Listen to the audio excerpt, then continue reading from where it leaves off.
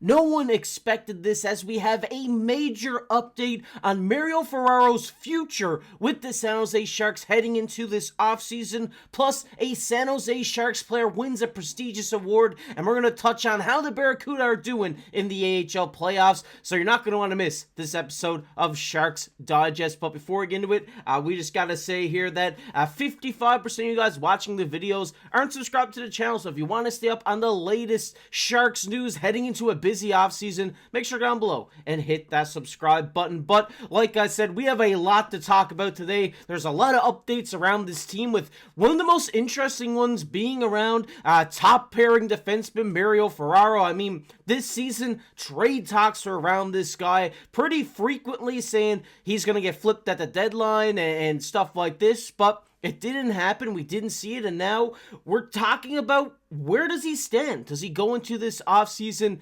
wanting to get out? Does he want to stay in? And Sheng Peng with San Jose Hockey Now had a great interview with him, and he did talk about his future with the team and where he sees it going, and this is what he had to say here.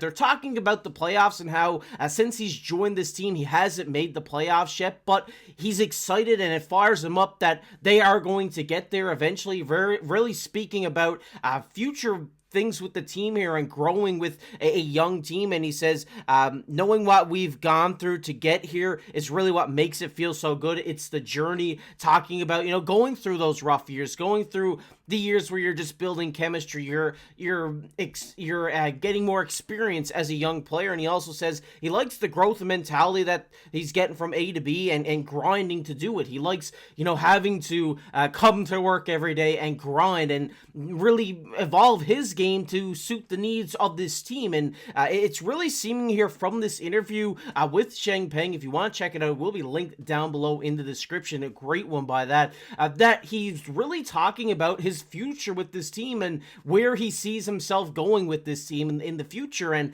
if we look at his deal, he does only have a year left, so it only makes sense that we do see an extension here with Mario Ferraro. I think going into the season, we kind of said maybe he was done after this year, and maybe he was going to get traded, and that's not the case here. Kind of seems like he wants to stay with this team. He wants to go through the dogfight with these young guys like Macklin Celebrini, Will Smith, and the young defenders they got coming up like Sam Dickinson and his defensive partner in Timothy Liljegren, who I think this pairing could be a pairing of the future for this team. Mario Ferraro, he's only 26 years old. He's still, young. He can sign a 7-8 year deal at a pretty cheap cap hit AAV. I would say put him around probably $5 million over 7 years. I think he definitely deserves that over his stats, because over his career in the NHL, he's a known shot blocker. He's a known physical presence. I mean, this season he had 125 blocks and I think close to 200 hits.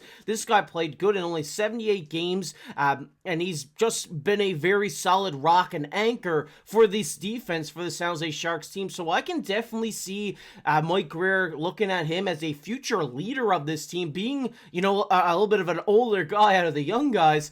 This could potentially be a guy we could see wear the alternate captaincy if they don't go into the season with the captain, and really be a leader for the defense and this whole team in general. I really do agree with sticking with Ferraro here and paying him a 7-8 year contract. You lock him up till he's in his early 30s, maybe he's around 33, 34 at the end of his deal, and you really get the most out of it, because you know what you're getting out of this guy. You're not going to get a guy who's going to go out there and be a Cale Makar or an Erik Karlsson, but he is going to be a guy that can shut down the top opposing offenses, which we've seen from him this year. And even when your younger guys come up like Dickinson and potentially Matthew Schaefer on that left side, he's a guy who's you're fine shifting to that third pairing, because when you know you need a defensive stop, he is going to be the guy to go out there and do it. So I really do think sticking with Ferraro and just hearing these quotes that he did say today in this interview, I think that you have to stick with this guy. He wants to stay with the future. He's down to grind and make this team better, and he's fired up to get into the playoffs with this team. So I think everything that I've seen today, it just really made me buy into keeping Mario Ferraro a lot more. And I do think that over these next, couple of seasons, the Sharks are going to get better. So I think as the team gets better, his defensive play is going to get better, the morale is going to get better, and I think he's definitely a key piece for the future of the San Jose Sharks. But I'd love to hear your guys' thoughts on that down below. I've seen a lot of mixed opinions online, so I think it'd be interesting to see what you guys think about sticking with Mario Ferraro. But we do have some more news to get to today, which is about Andrew Podorowski in the AHL. 31-year-old veteran winning the AHL MVP award. This guy had a tremendous season with the San Jose Barracuda. And yes, at 31 years of age, winning the MVP. Such a great story for this guy. I mean, if you're paying attention to any of the Barracuda playoffs, I mean, they're doing the oink for him now on the bench, which is awesome. I think it's awesome. You see the t-shirts the guys are wearing in the post-game press conference. This Barracuda team is fun. They got a lot of fun personalities, and it's just great to see a guy like Podorowski, who maybe at the beginning of the year, not a lot of people thought, he would have this kind of season just go off. I mean, if we just take a look at his stats this year, in 59 games, he put up 73 points, looked really good for this Barracuda team, 30 goals, 43 assists, being that big offensive guy that they did need for that push to get into the playoffs, and now they're up against the Ontario Reign in the first round, and the team's looking good. I gotta say, this team is looking amazing.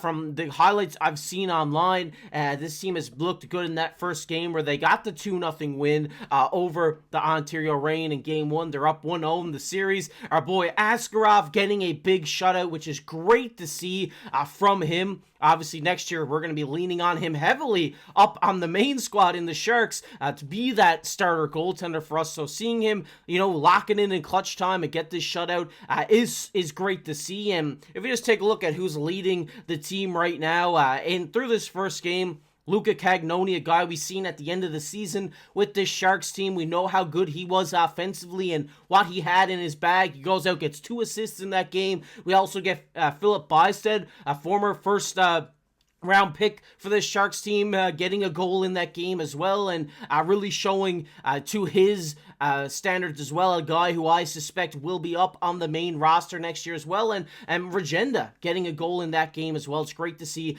all these guys contribute in the playoffs and just continue their development for this main roster team. I think there's going to be a lot of major decisions to be had here very soon by Mike Grier and the San Jose Sharks. One being about Mario Ferraro, what they're going to do with him, but the main thing is, what are they going to do with all these guys in the AHL? Because there's a lot of guys down there that could come up and perform well in the NHL. I really do think we could see Podorowski potentially get a shot with this Sharks team next year. I think that would be great for him. I believe he's on his last year of his deal. It might have 1 year left, but I do think that this is a guy you keep, and a guy that, he just won AHL MVP. Give him a shot in the bottom 6.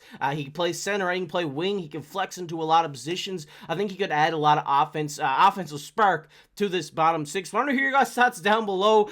Do you think the Teal bites back? That's what they're going with. I think they do. I think they're going to have a great chance to go out and win the Calder Trophy this year in the AHL. So I'm excited for that, and I'm excited to see how this team plays throughout the rest of their playoff run. But I want to hear your guys' thoughts on everything we talked about today. Let me know down below your thoughts on maybe bringing some of these AHL guys up, and if so, who? Let me know down below. But as always, if you want to check out another video, it'll be popping up on your screen right now. Leave a like, subscribe to the channel. But as always, I've been your host, KC. Keep your stick on the ice.